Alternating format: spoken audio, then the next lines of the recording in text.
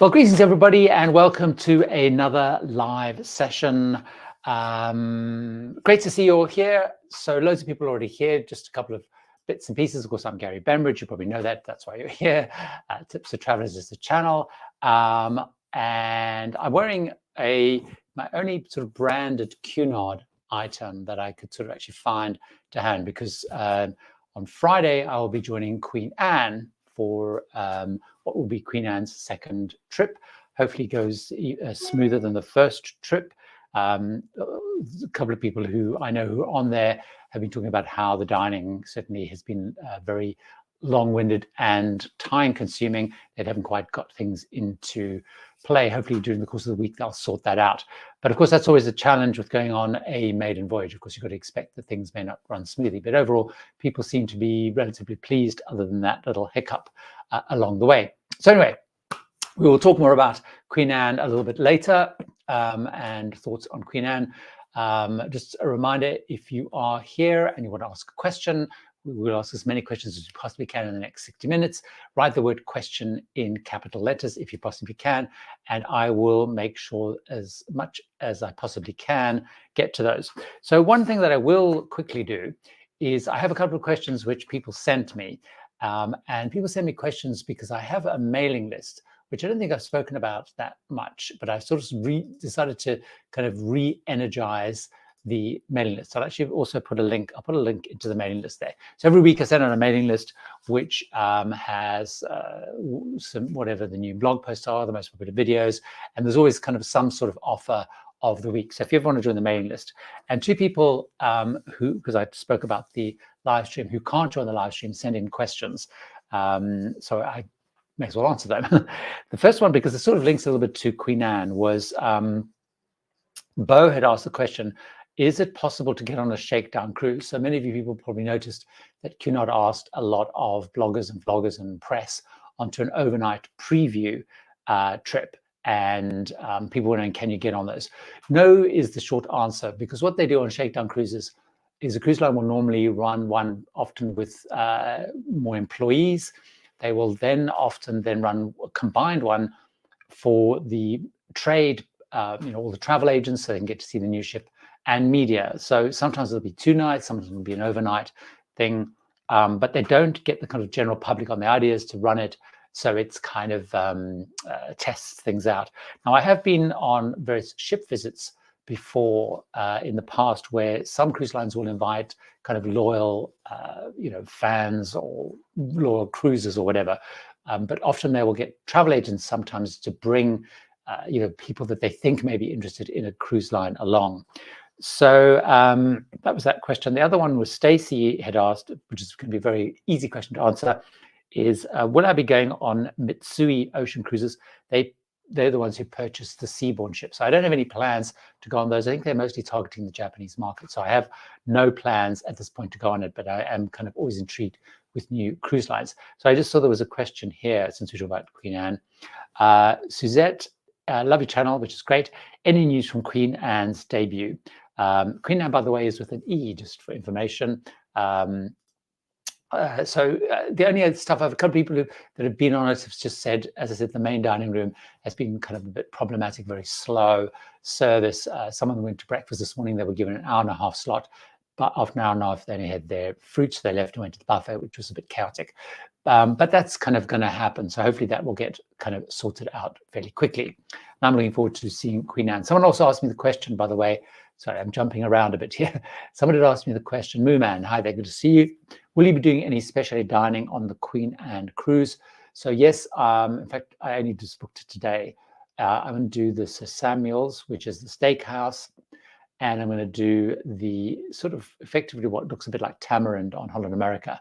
I can't remember what it's called, Izuzumi or something like that, which is sort of the Asian fusion restaurant. Those are the ones that I'm going to do, because I feel those are the sort of the two sort of flagship ones, if you like. And they are relatively expensive, so that's going to be quite interesting. Anyway, let's get on.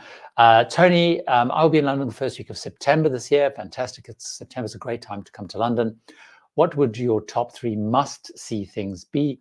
Can you recommend a hotel to these? So the problem always, of course, with asking someone who lives in a place about a hotel is I don't, of course, stay in hotels in London, so I don't really know what a good hotel is. So I really rely much more on other people who've been to London, what they found. One of the things I suggest, particularly people are looking from a budget perspective, because hotels in London, of course, are crazy expensive, like any big city, is Premier Inn is always a good option to look at. They are sort of a budget hotel. They're a chain owned by Whitbreads, but they do also have Premier Inns in all of the key tourist sites. So particularly if you're looking at like Covent Garden, for example, parts of Soho, so you're very, very kind of central. That is a great way. Although, of course, in London with the underground, it's pretty easy to kind of get around.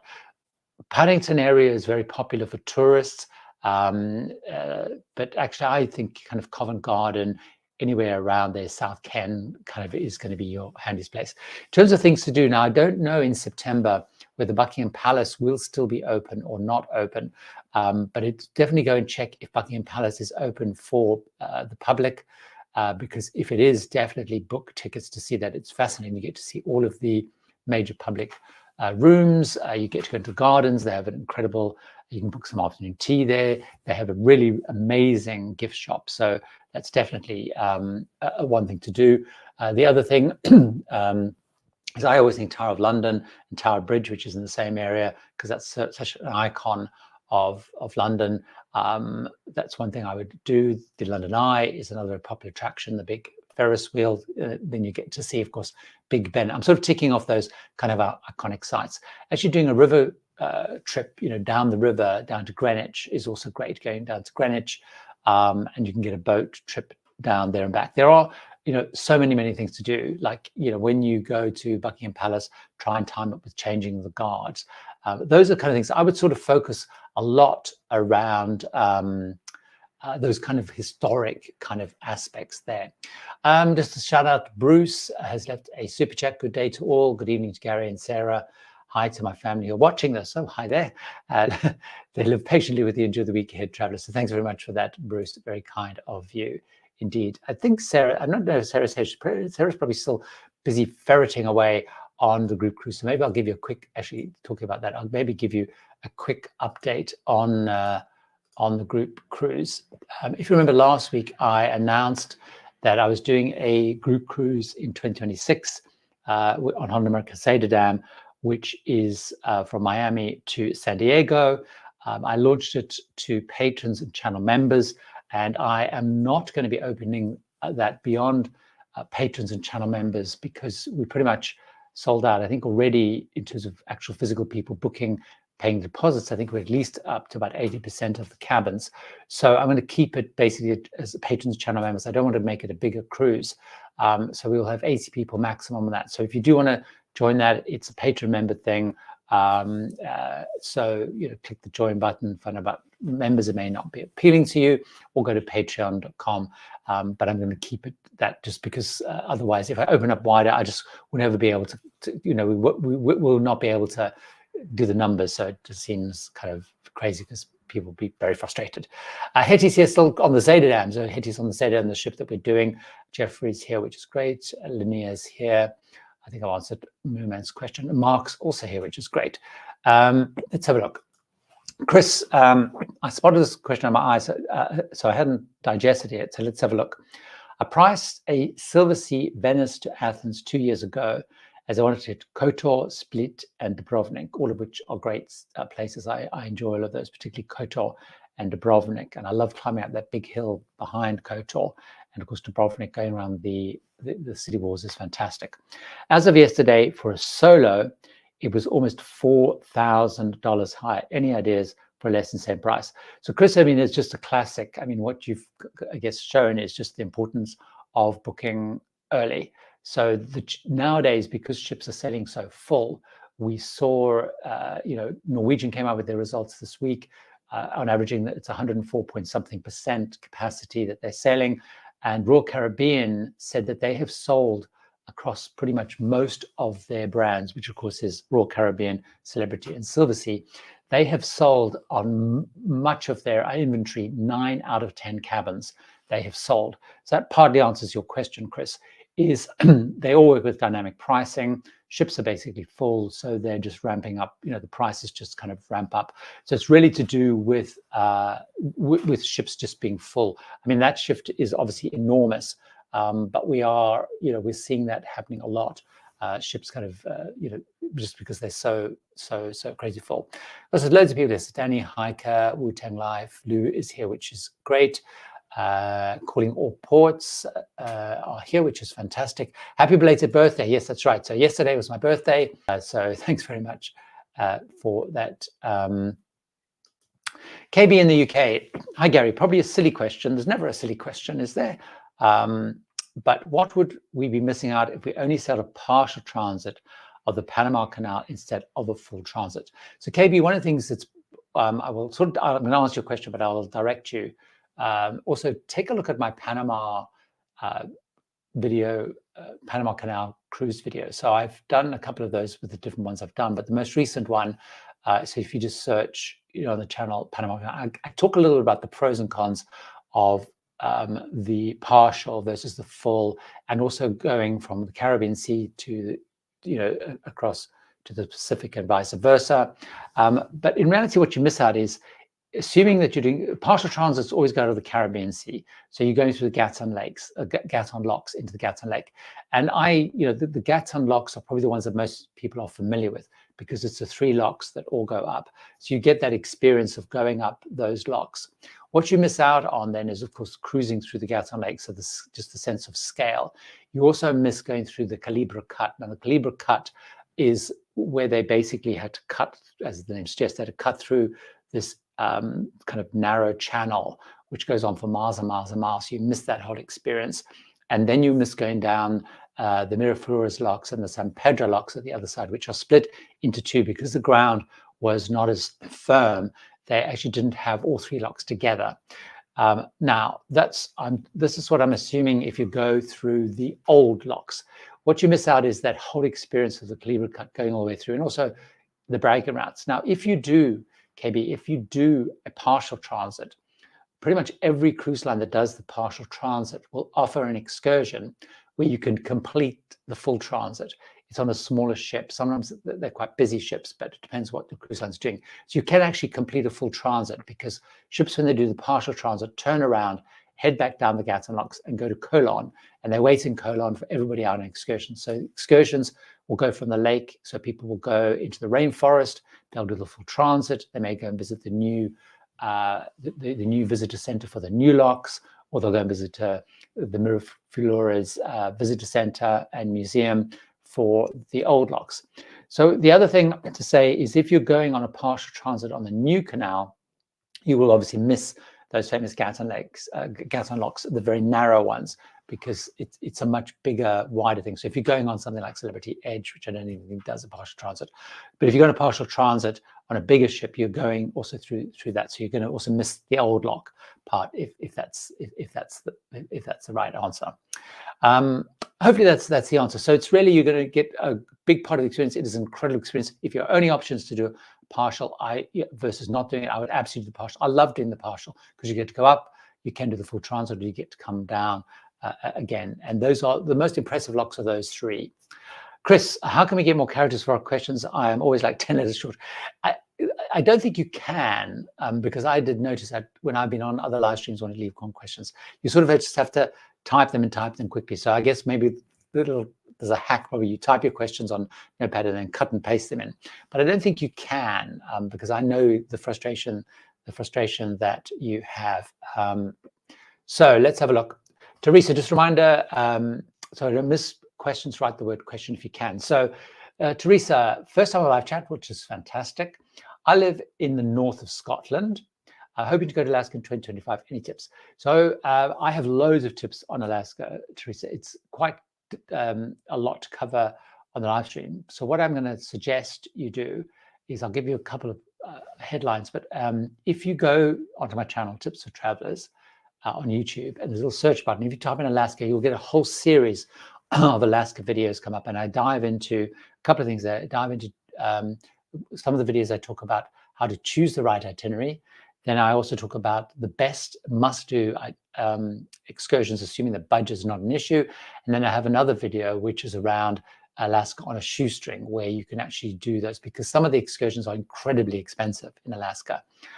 So my key tips is, first of all, decide which is the right Alaska trip, because they're not all the same. Most people like to do the Inside Passage, Vancouver to Vancouver or Seattle to Seattle. I like to do the north-south or the southwest. So, for example, I'm going in June, which I did previously on Princess. I'm doing this time on Viking, where we go from Seward, although actually from Whittier last time, and it's a 10-day trip, and you get to see a little bit more of the north. You get to see Hubbard Glacier, Dawes Glacier, depending on what your itinerary is, and then you get tick off the the Ketchikan, the Skagways, the Juneaus that everyone needs to go to. But it's a slightly longer trip, and then you get off in Vancouver. I like to do it that way because getting on the ship in Vancouver can be very slow. So it's important to decide what you want to do if you can spend more time. Second thing is, can you spend even more time in Alaska? So do a pre-cruise or post-cruise going into the lodges, into Denali, for example. That's also really, really important. And then, of course, really importantly is budgeting. I've already mentioned that budgeting for excursions is really important. It can be very expensive, particularly if you want to go onto glaciers, do some of the dog sledding or stuff like that. And also packing is very important. Layering is very important. Being ready for rain. It rains most of the time. So expect rain. It doesn't always necessarily happen. But be prepared, and be prepared with layers. So that's kind of a real jog through some of the key tips. But have a look at those videos, Teresa, because I dive into those. Some people, I think someone sent me a message the other day. I can't remember what it was. I think it might have been. I think it was right. It was some people who were on the group cruise and watched some of my Alaska videos. I think off to Alaska, and you even get me stripping down and stripping on, putting on the different layers and things as well. So that's quite amusing, I think. Cody's here, Jeffrey's here, Andrew's here. So lots of people from the group cruise, the first group cruise is here. You're answering the question as well. The other point, Janet making the point, you can also send me an email. Jerry, yes, for those of you who haven't seen it, this week I've actually released 2 videos, unusually. So on Friday, I released my Indian Pacific video, which is the train that I went on around Christmas time, just after Christmas, from Sydney to Perth. So it's 3 nights, 4 days, crazy expensive, but it was an incredible experience. So that's quite a good one to look at. And the second one, which came out yesterday, which is around dangerous, sorry, Jerry, I got you on there. Jerry's not actually on the thumbnail, which is around dangerous ports, both in the Caribbean and the Mediterranean. And it was sort of inspired when I was on my most recent Caribbean trip, where every port that I went to, with the exception, I think, of one, had gone through raised travel advisory. So really looking at why that is and which the ports are, and things to kind of bear in mind. So 2 videos to watch this week. FHIR Ninja, how to find the best balcony cruise deal for an Alaska cruise. What's the best time to book for it? So I'm guessing from these Alaska questions that planning for Alaska is definitely what people are looking at the moment as Alaska season opens. So the best way to do, really, I mean, you'll find, generally speaking, if you really want a really good deal, you need to plan far in advance. Alaska cruises are incredibly popular, sell out really fast. So if you want a good deal for Alaska, you need to be planning ahead. So you need to be planning 25, or I don't know if they've logged 2026 is how you will actually get the best deal. I would also say one of the key things to do is work with a travel agent. So if you're in the US, people like Walter, Where's Walter Travel, Gary Pluck of Red Travel, if you're in the UK, Sarah Bolton, and so on, and ask them to really kind of find it. But planning ahead is how you're going to find the best deal in reality. You can also, of course, look at sites which do discounts, like Vacations to Go, for example, if they have any sort of last minute deals, for example. But that is one of the really critical things. Got lots of questions on Alaska. Teresa, I can't remember, was it Teresa's question I asked? So Rita, sorry, that's a good point, actually. Norwegian Cruise Line and the Carnival Group. So one of the things, when you're looking at your Alaska itinerary, try to go on a cruise line that will go into Glacier Bay. Now, I think sometimes Cunard on Queen Elizabeth, they do go into Glacier Bay. Norwegian Cruise Line is also one of the cruise lines that is able to go to Norwegian Bay. It's basically Honda America, Princess, and Norwegian. But I do think that through the Carnival thing, some of the Cunard ones do go in. But that is really what you want to be able to do, is make sure that you go. Now, comparing Norwegian and Cunard is very different because they're completely different experiences. So if you like a more formal setup with dressing up, formal nights, you like more enrichment, talks, etc., you like a more classic British experience, then Cunard is definitely going to feel more familiar. If you go on Norwegian, of course, it doesn't have a strict dress code. There is lots and lots of choice, bigger entertainment. You will definitely find way more families on Norwegian, although every Alaska trip has way more families. So it really depends on the kind of experience you want. You'll find it very, very different experience. Some really nice comments here, Mary Elizabeth. Thank you for sharing your cruise advice. Let's have a look. Barbara. Hi there, Barbara. 2 questions. We booked on Viking Panama Canal in October 1924. I'm assuming that's 2024. 1924 would actually be very exciting to go through Panama Canal, as an aside. It only opened in 1914, so it must have been really magical going through then. Anyway, I know you don't mean 1924, 2024. I may have to postpone for help. Where else would you go in October this year? So, so if you do have to postpone, October is one of those sort of transition months, Barbara. So, because that's really when the Mediterranean season finishes, the Caribbean season is just starting, and October is normally the month when you get a lot of repositioning cruises happening. So you get ships moving out of the Mediterranean back down to the Caribbean. You get ships moving out of Alaska, heading back down to the Caribbean. So actually, repositioning cruises is actually going to be your main kind of choices. So you will still, though, find, Barbara, some lines like Viking probably still will be running in October, some cruises. So particularly the Mediterranean, Venice, Greek islands is your best bet. That's what I would normally do if I was doing in October. And I've done that a couple of times now, twice. In October, I've done the sort of Greek islands cruise because it's still warm enough. Things are still sort of buzzing. That's probably one of the best bets. But you will find, which could be an option, is looking at some of the repositioning cruises. So you can sometimes find some quite interesting ones.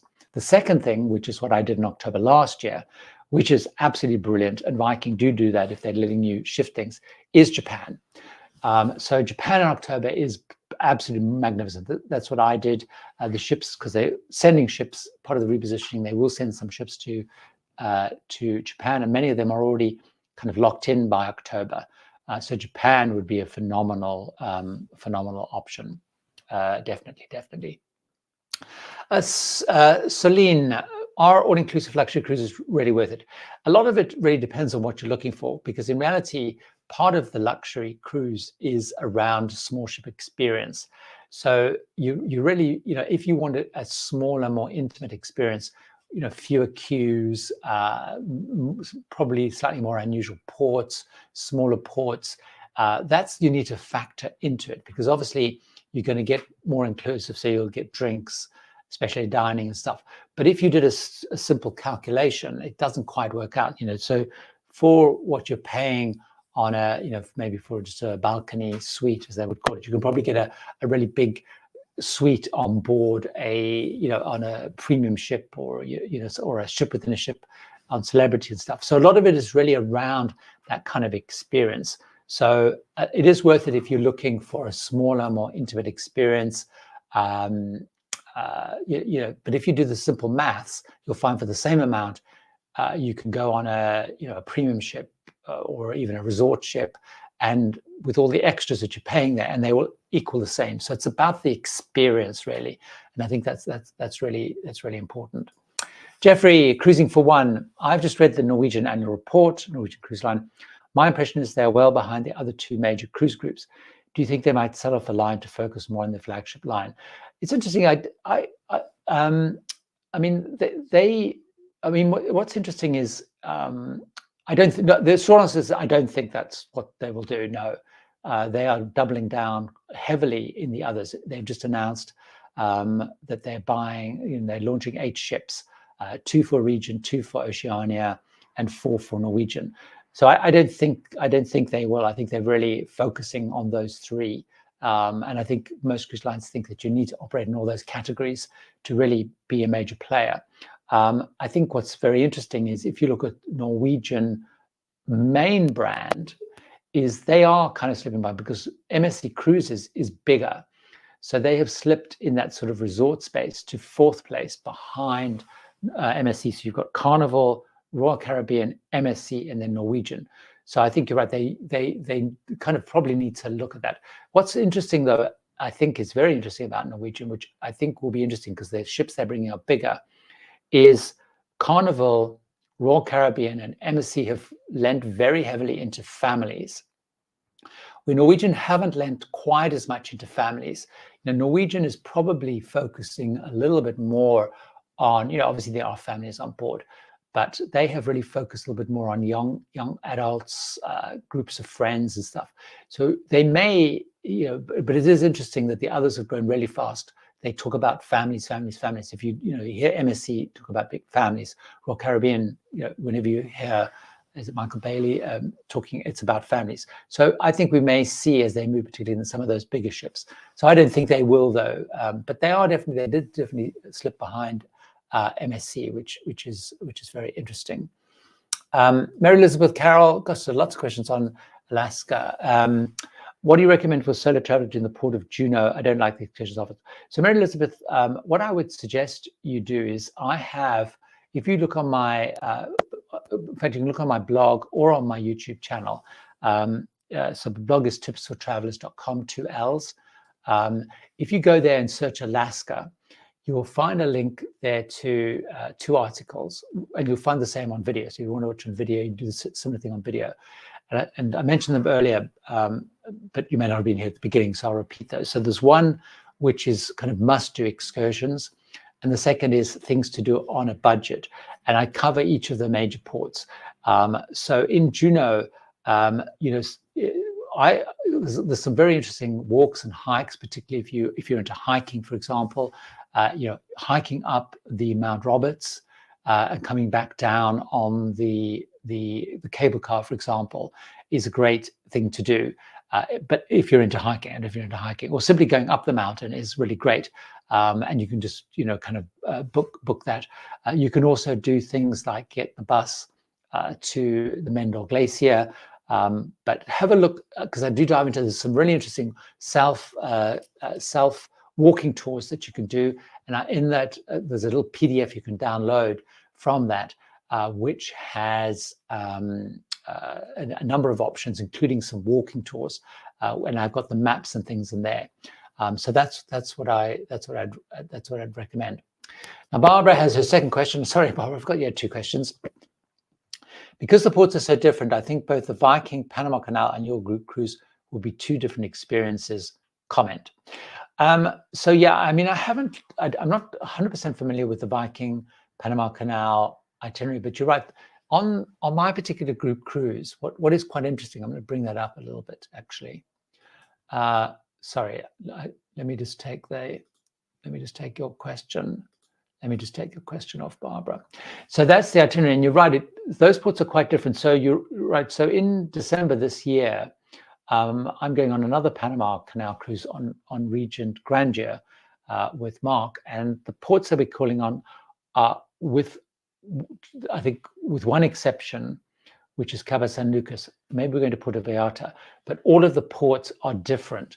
So you're absolutely right. The ports themselves are pretty different. So, but obviously the key part of the experience is the Panama Canal. I think the other thing about the trip. So I'm just going to try and bring your question back up. The other thing, of course, about the trip is the fact of being on a group will be a very different experience, because obviously we will have all the group events and activities. And I've seen there's a question about next group cruise. So I think it will be different. in that obviously it's a very different ship. It's Holland America, so it's a very different experience to Viking as well. So the actual overall onboard experience will be pretty different to Viking.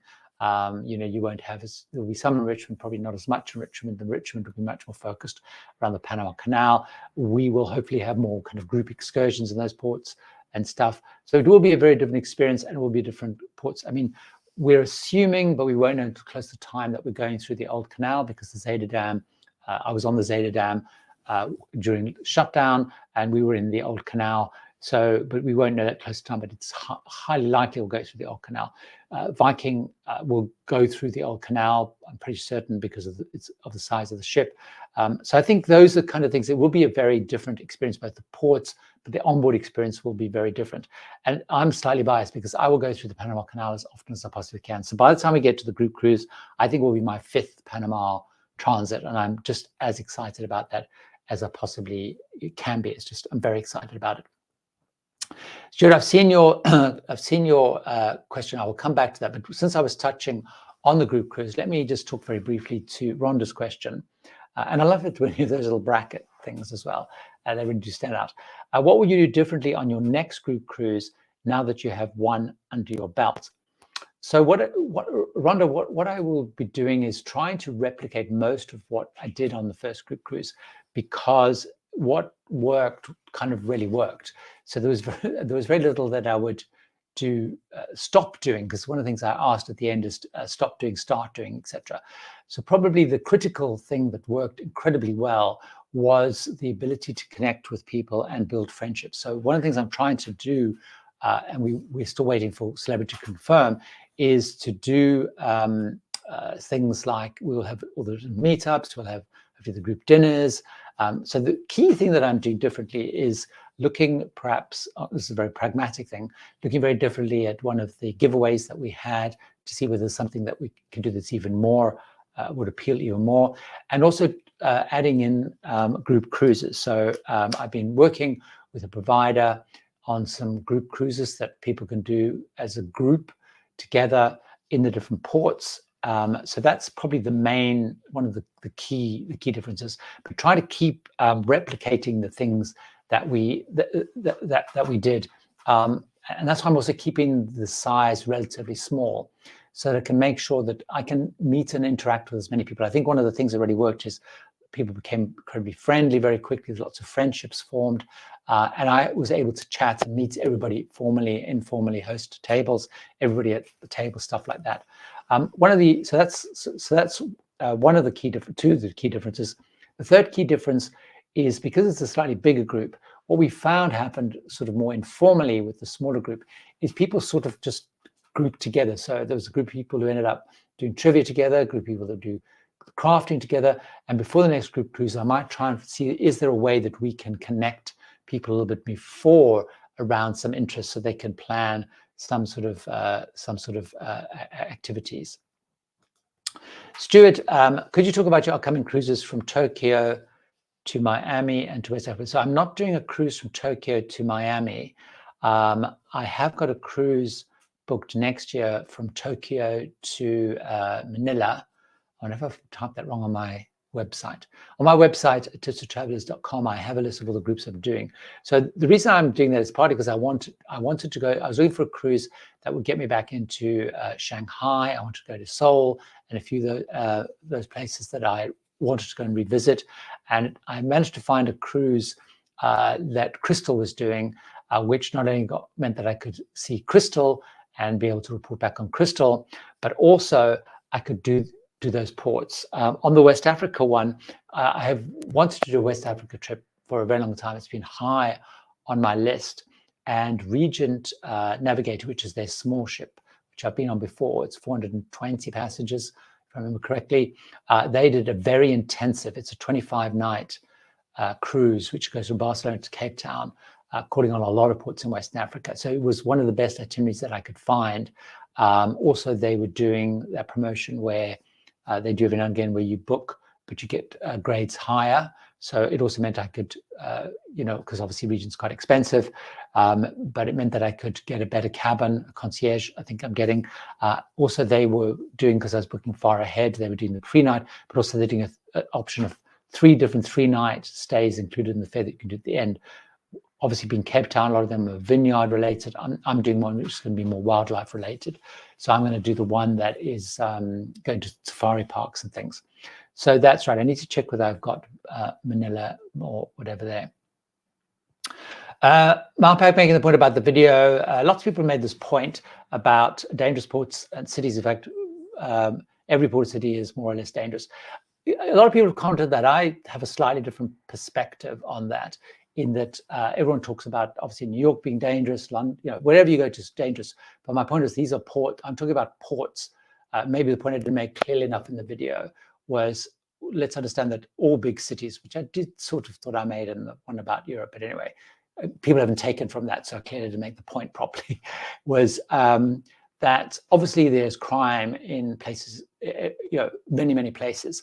But the point is, these are major cruise ports that cruise ships are calling, millions. The numbers I was talking about, you've got cruise ships are taking, several million passengers into different ports, which the State Department rates as avoid traveling to. So I think it's fine, and I perfectly agree. Some cities in the US are as dangerous or whatever as dangerous, but people are getting on a cruise ship being taken to a place which has an elevated travel warning.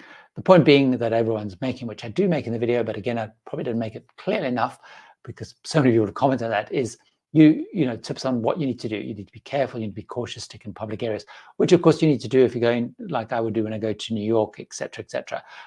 So I probably need to set that up clearly, but the point I'm making is, I went on an itinerary where in the weeks before I went, pretty much everywhere had been increased to do not travel or kind of avoid travel to. And that's the point in the videos also. You need to be very aware of what's happening. I know people got really hung up on other places dangerous, which of course is true.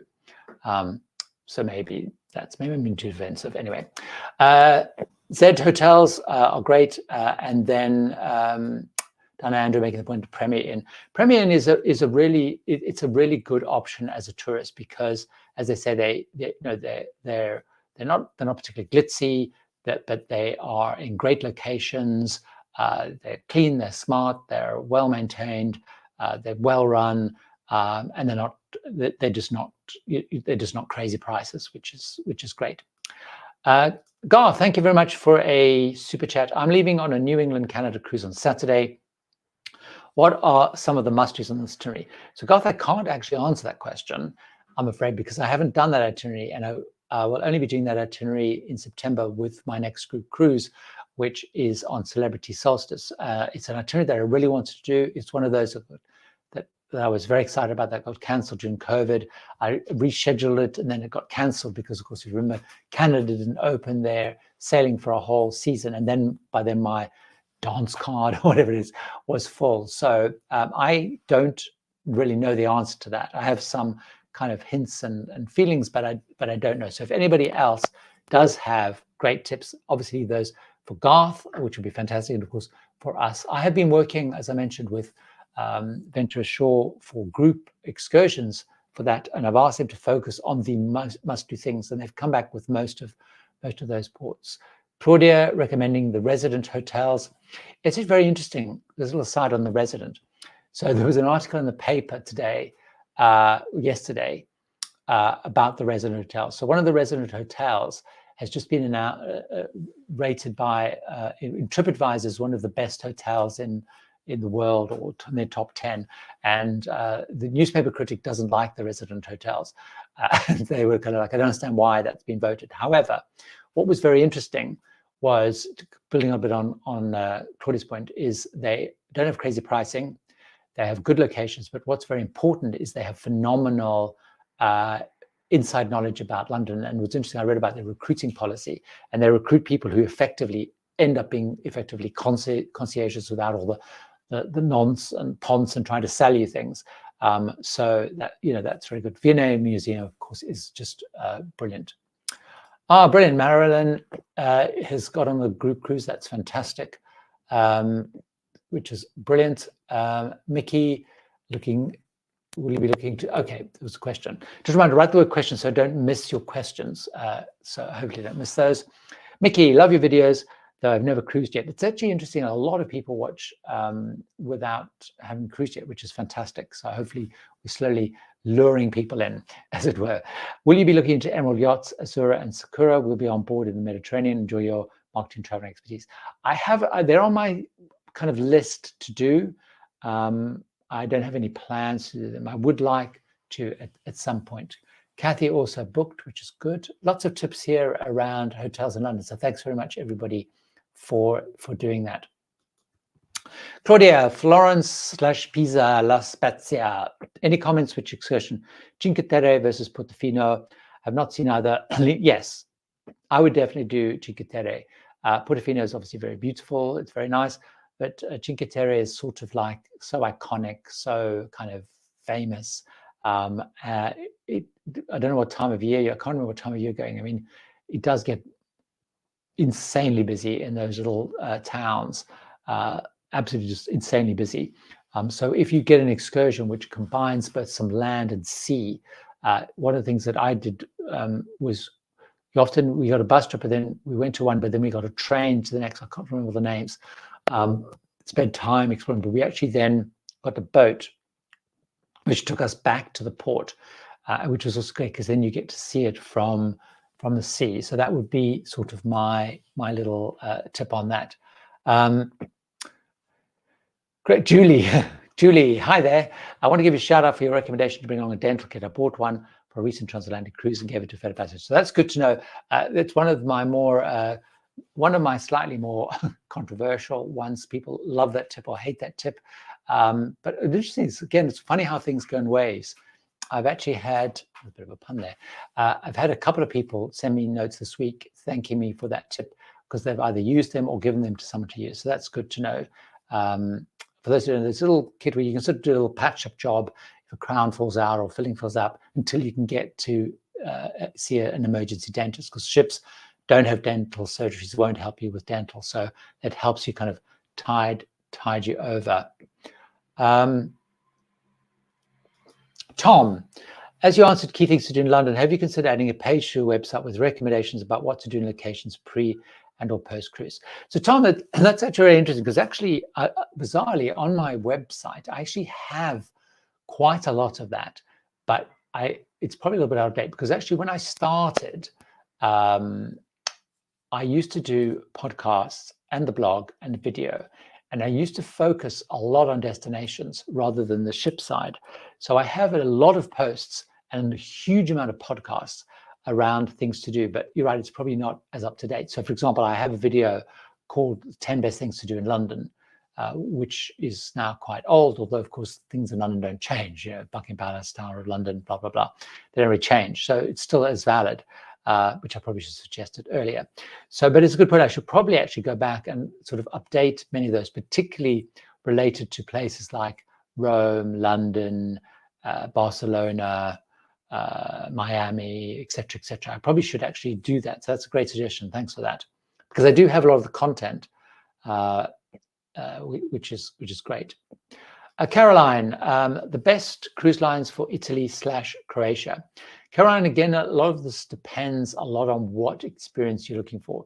So many cruise lines will do that kind of Athens. What most will do is they'll do Athens to the Greek islands. You can do Venice to the Greek islands is a very popular itinerary, and then in reverse. And you'll find everything from small ship lines, Azamara, your Viking will do it. I don't know both an Azamara and Viking, but you'll find Isle America will do it, Celebrity will do it, Norwegian will do it. So all the lines pretty much do it.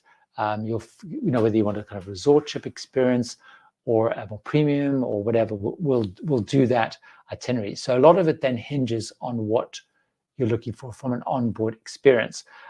There are some very specialist lines like Sail Croatia, which are sort of small sail ship kind of, or small experiences, which will just do an intensive Croatia itinerary.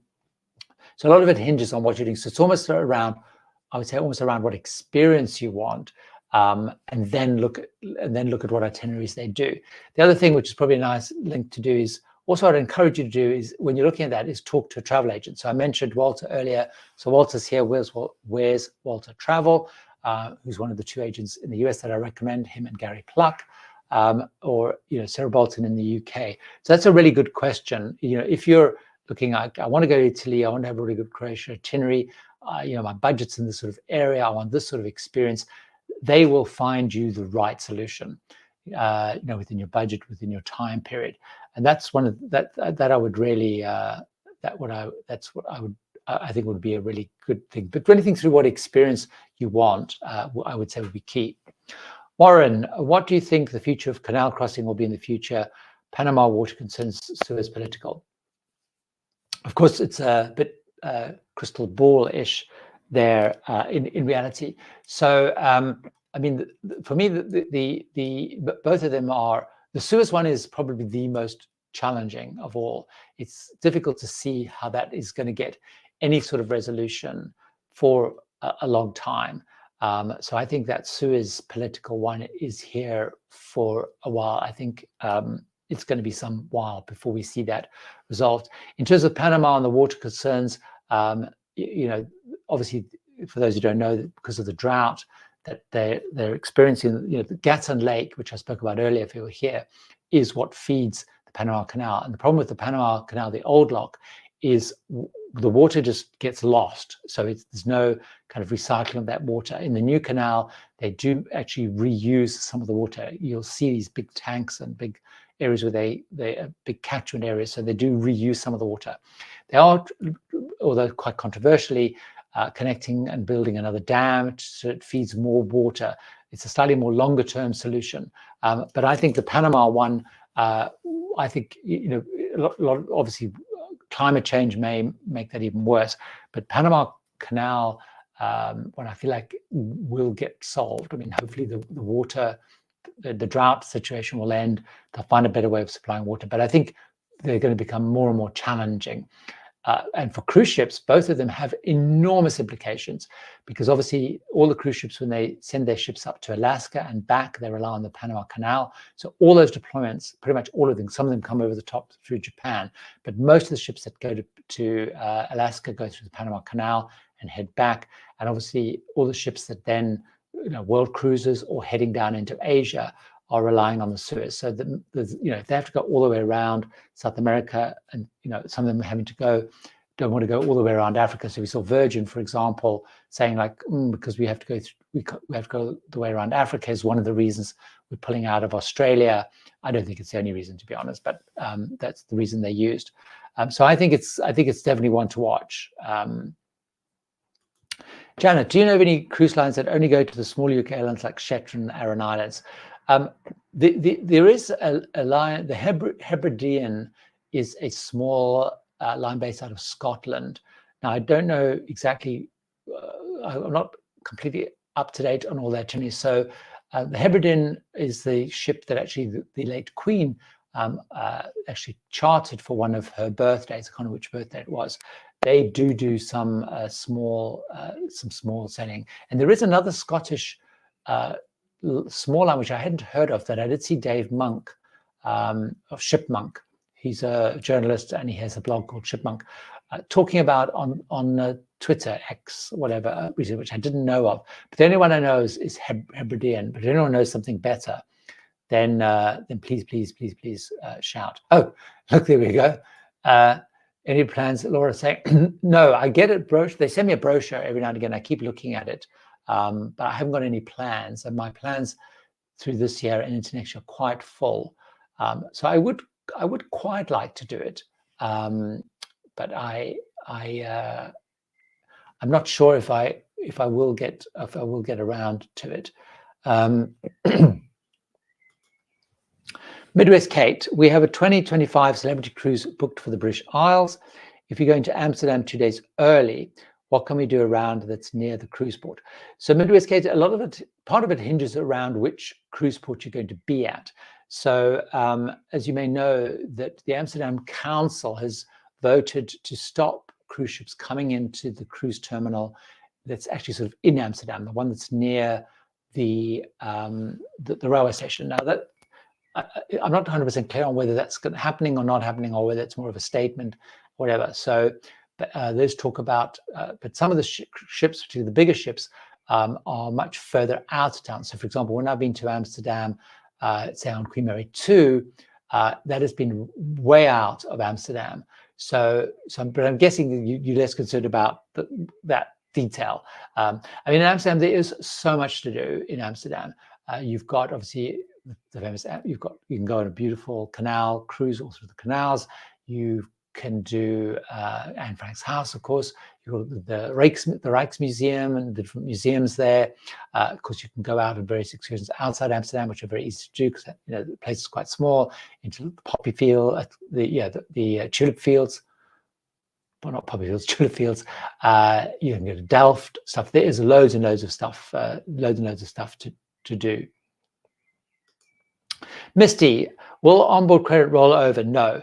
If you have to spend onboard credit on a specific cruise, they will not roll it over to your next cruise. So very important, Misty, is you also need to take a look at whether you have refundable or non-refundable onboard credit. There are two different types. So if it's non-refundable, if you do not spend onboard credit, that you will lose it. If it's refundable, then what will normally happen is it will get refunded onto your payment, to your credit card or whatever. But absolutely, double check it. But it doesn't get rolled over to your next cruise. It's kind of use it or lose it, or a refund. Did I have a good birthday? Yes, I did. Thank you very much. We did indeed.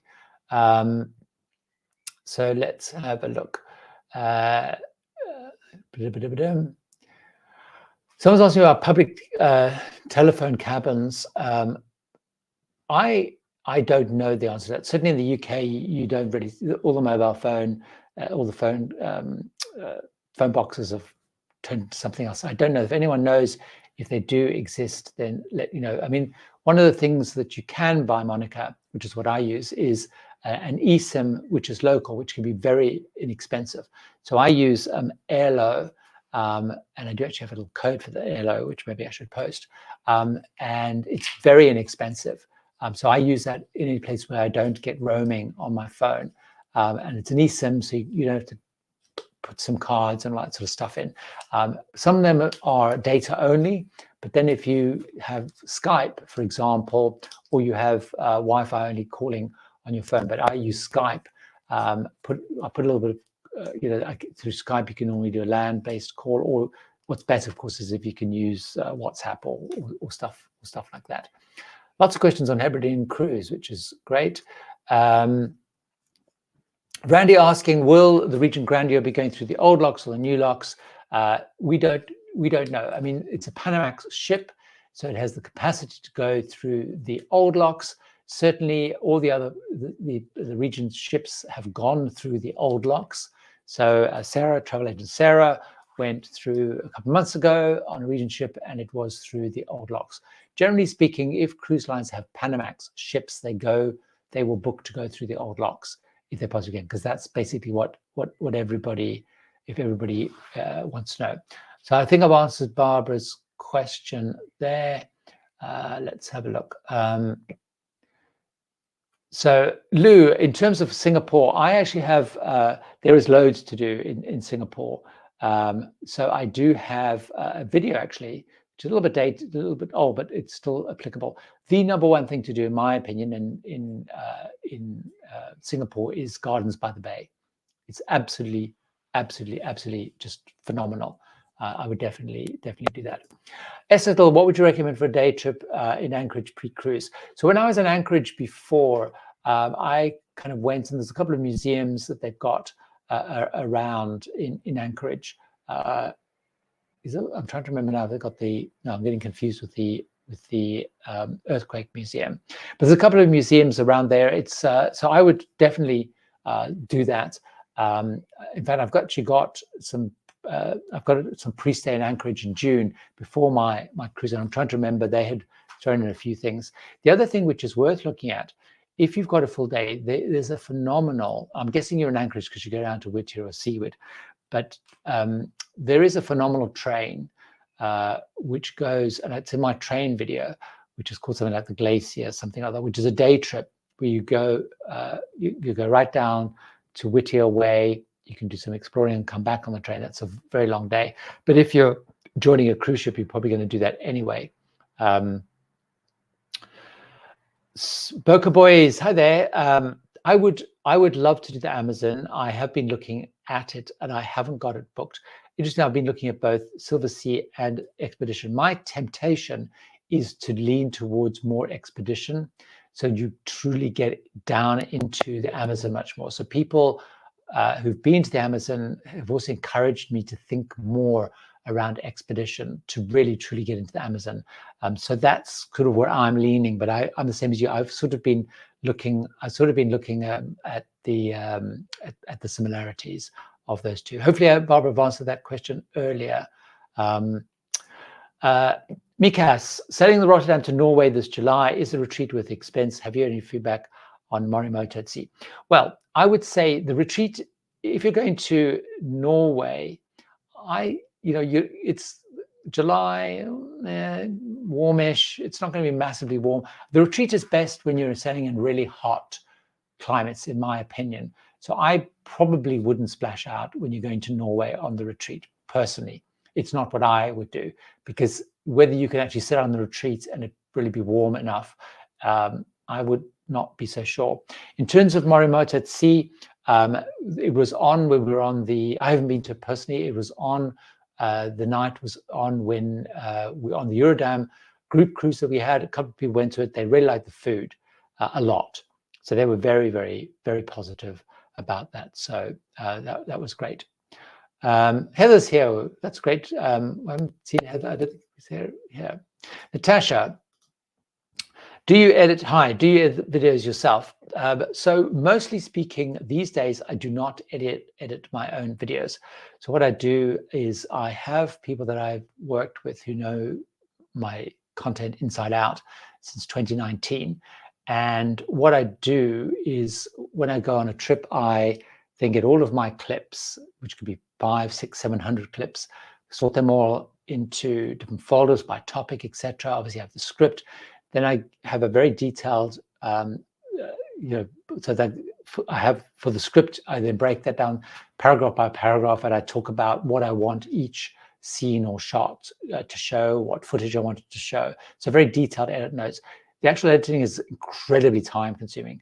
So that's why it takes about an hour to video just a minute. So if you've got a 10-minute video, that's at least 10 solid hours. So I work with them. So I do edit. I do edit some of them, but pretty much most of them I don't, and they do a much better job. Heather Davis, have you ever dined at the captain's table? Yes. It's not really a thing so much anymore, to be honest. It's one of those things that people always talk about. But nowadays, captains, in the olden days, used to host a table every night. Very unusual nowadays. Senior crew might sporadically, host people. I've mostly been at a captain's table, actually on expedition cruises, where the crew and the captains are much more involved there. David, I don't have a specific Canadian travel agent. I do have an article where I talk about agents in the US, the UK, Australia, but I don't have a Canadian agent that I recommend. So if anyone does, that would be great to let people know. Heather, in terms of cruise lines, Holland America does a really, really good Japan cruise. They have been there for a very long time. They are, as you know, with pricing stuff that's similar to Princess. Celebrity also, they use their smaller ship Millennium. So friends of ours actually at the end of this month are going on is it a 12-night? So the 10 or 12-night cruise. They do a very interesting cruise. Then you get into the much more expensive, Viking Regent do a really good Japan. But I would take a look, Princess, Celebrity, and Holland America on the more sort of affordable kind of scale. Jim and Cami are here, which is great to see. I met Jim and Cami back in 2019 on Celebrity Insignia. Feedback from Ocean about the Vista review. How did the design review process overlook soundproofing? Also, happy birthday. have a slot spin. So those of you who haven't watched the Vista video, I did talk a lot about the soundproofing issue in cabins.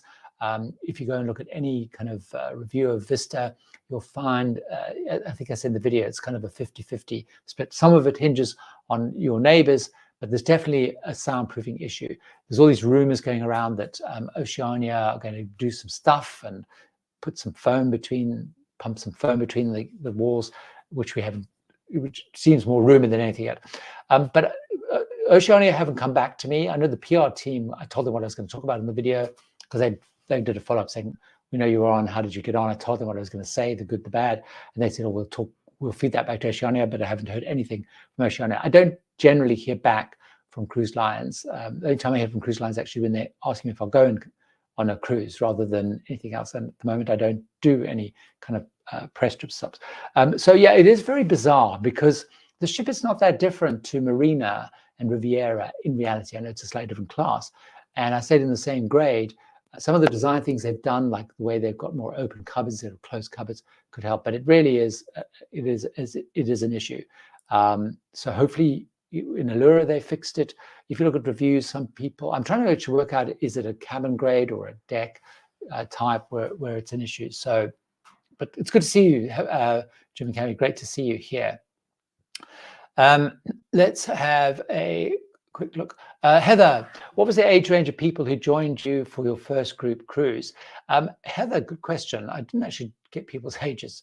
I would say probably it ranged from, I think we had people in their early 40s, was probably the youngest, through to, I guess, late 70s, I guess.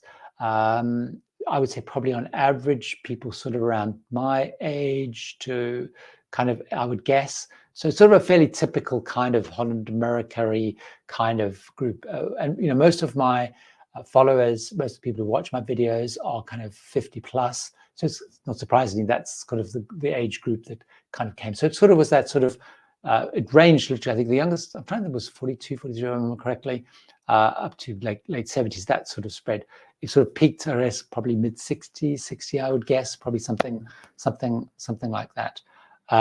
Andrew, have you ever had to cancel a cruise last minute? And if so, how did you get over the crushing disappointment? Have I had to cruise? I haven't had to cancel a cruise for myself the last minute. I've had cruises canceled on me at the last minute, which was a Celestial cruise, which I was due to go on in Greek islands, because they decided they weren't going to sell. They normally sell all year round. And I was really disappointed because I was really excited to see it. I was also booked on a cruise which was overbooked and got bumped off, going to the Northern Lights in winter. And it was really, really difficult to do. So how did I get over it? I guess I was just kind of moved on and accepted it was kind of what happened, mostly because of both of those, I wasn't out of pocket.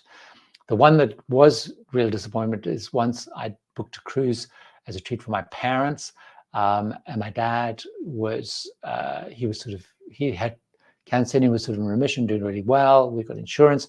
Then he just decided he wasn't feeling great and didn't want to go about 10 days before. And that was really disappointing because we lost a lot of money on that, because even with cancellation insurance, it didn't really cover it. So as Walter was saying there, you know, so insurance covers it a bit, but it was so last minute, it was 100%, you know, and that was the financial thing was probably the thing that probably got me the most there. Tom and Dom here as well, which is great to see. They have some of their content coming out from stuff. Here we are, Ken. Thank you very much, Ken. Ken, are you back from Ken had the most, we were all very envious because Ken was on the trip and then he was staying on to go through the Panama Canal and all the way up. And then he had all this amazing travel planned and we were all very envious of it. So I think you might still be on because I think you're only back in May. So yes, we're definitely not changing very much. So thanks very much for the shout out very much. And remember that Panama Group cruise, it's almost sold out. I'm not going to open it more broadly because I don't have enough cabins to open more broadly. So if channel members and patrons still have a chance to kind of jump on that. Well, we have churned through time, loads of questions I'm sure that I haven't got to. I always take a look at the questions afterwards, make sure if there's anything that I haven't answered, I will do it. Now, next week, they will not, there may or may not be, let's put it like this, there may or may not be a live stream. We will be on Queen Anne, we will be on a sea day. It does have Starlink, so we'll see how that goes. If the Starlink is proving reliable at sea, I will try and do a live stream next Sunday. Mark will be with me, so Mark will join me. If not, we'll do it the week after. So keep an eye out. I will only know in reality on Saturday or Sunday, so it'll be quite late notice if I can do one. So we'll try and do it, but if not, we'll do it the week after. We'll try and do one on. So just basically keep an eye out, and I'll try and post if we are doing one. So as I said, next Friday we're heading on to Queen Anne for 2 weeks, which will be great. We're heading down to the Canary Islands. So do keep following on social media. So follow on Instagram, on X, but Instagram is the best one. I post lots of stories on Instagram. I'll try and post a little bit of stuff on, maybe some shorts or something on YouTube. So you can follow me there. Have a great rest of the week. Thanks so much for joining me. Remember, watch that video that was out on dangerous cruise ports, and hopefully I don't wind you up as much as I have other people about other places being dangerous. Take care. Thanks, Ed. Bye.